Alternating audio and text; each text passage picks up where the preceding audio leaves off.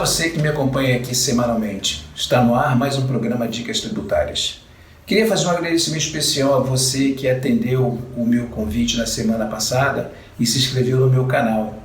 Pô, legal, eu tive um novo assinante durante uma semana. Foi um maior progresso, né? Afinal de contas, como dizia minha mãe, é de grão em grão que a galinha enche o papo. Mas vamos lá.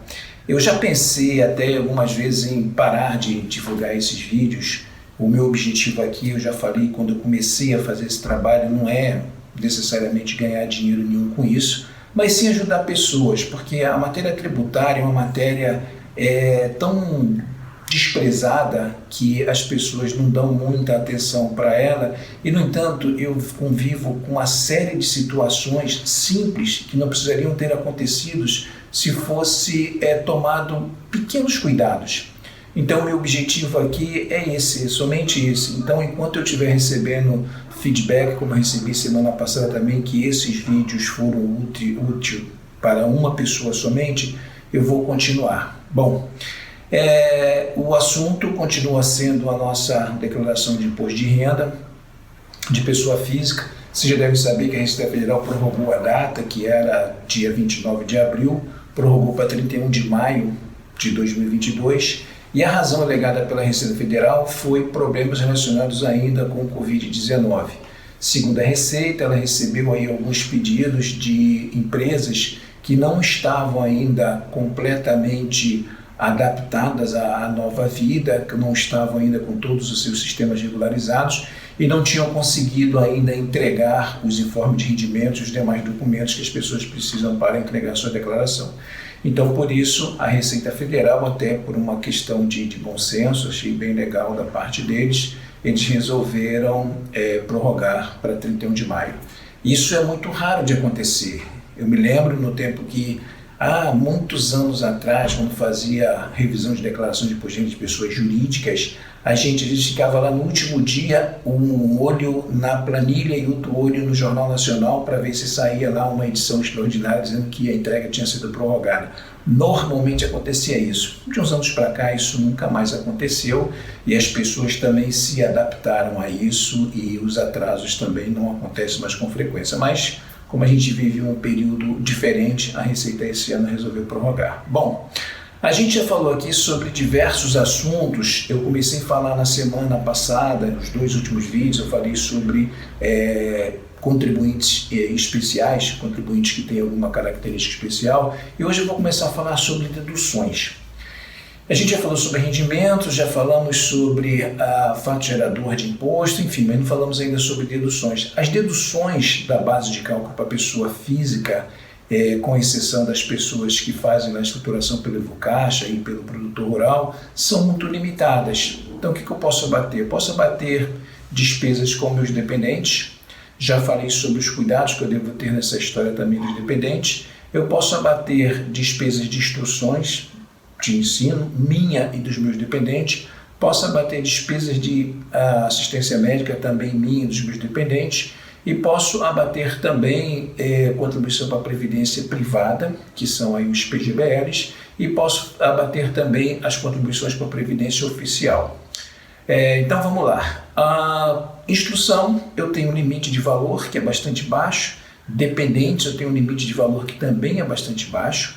E despesas médicas, eu não tenho nenhum limite de valor, mas a Receita Federal todos os anos estabelece um corte de valor, que esse corte de valor não é divulgado para ninguém, e quem ultrapassa esse limite, a Receita Federal coloca ele aí na chamada malha fina. Então a pessoa tem que comprovar os pagamentos efetuados, ela tem que comprovar que a despesa realmente aconteceu, então a forma de comprovar é nota fiscal, é transferência bancária, enfim, a Receita exige algumas confirmações nesse caso.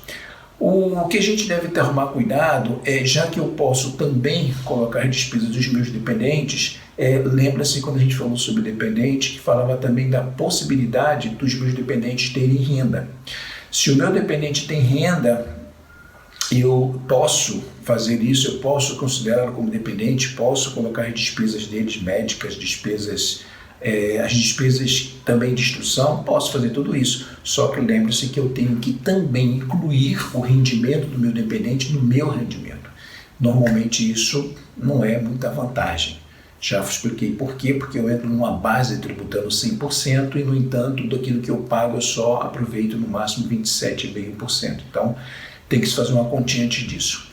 Um outro tipo de despesa que não tem limitação, mas costuma dar uma certa dor de cabeça, é a tal da pensão judicial. Eu já passei por isso.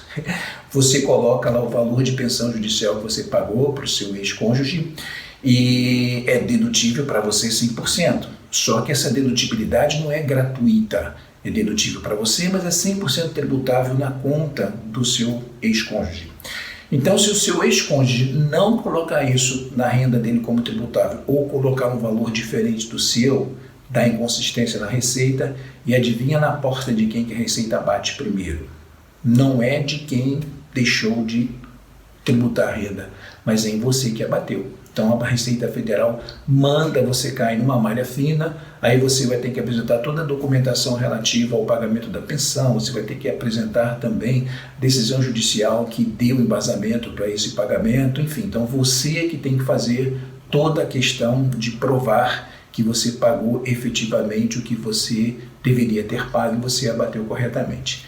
E aí você depois tem que fazer lá algumas negociações com seu ex-cônjuge em relação à parte do imposto de renda que ele deixou de pagar. É uma coisa meio complicada.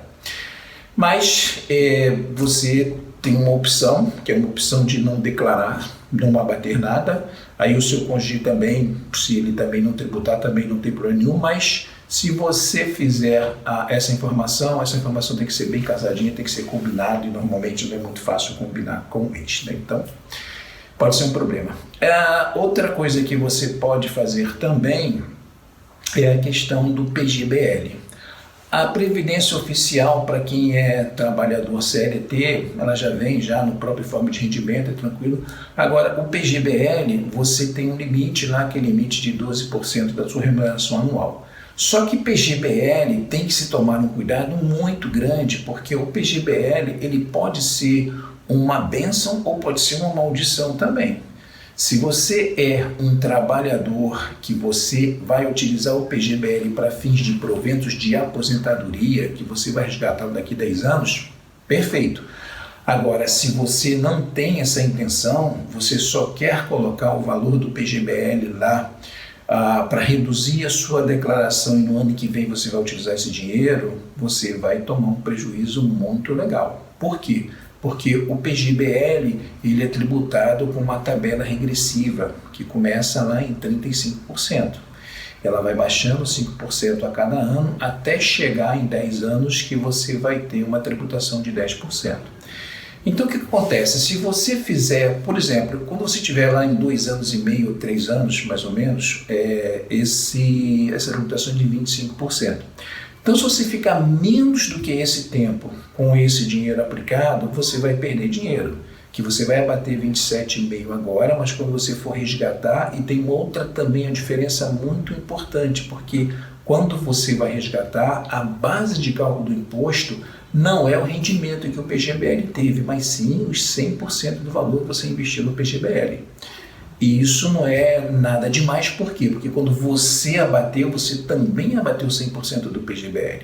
Então, quando ele volta a tributar a 100%. Então, você pode ter uma situação de tomar uma dedutibilidade de 27,5%, mas você chegar lá na frente e você pagar 35% no resgate. É um mau negócio. Então você deve tomar um cuidado com isso, e isso acontece muito nos finais de anos, principalmente as empresas de seguros fazem uma certa campanha para vender PGBL e com esse discurso que ele é 100% dedutível, que é uma verdade. Mas só não se conta o resto da história, que ele é 100% tributável também. Bom, então os abatimentos principais que a gente tinha para falar são esses, não tem mais muita coisa em relação ao abatimento para pessoa física tributada aí com base na alíquota progressiva, né? Então são os assalariados, então para a gente não tem muita escapatória, é fonte e só tem essa declaração, só tem essas deduções e acabou. Bom, ficamos por aqui por hoje, espero que vocês tenham uma boa semana e um bom dia e até a próxima. Um abraço, tchau, tchau.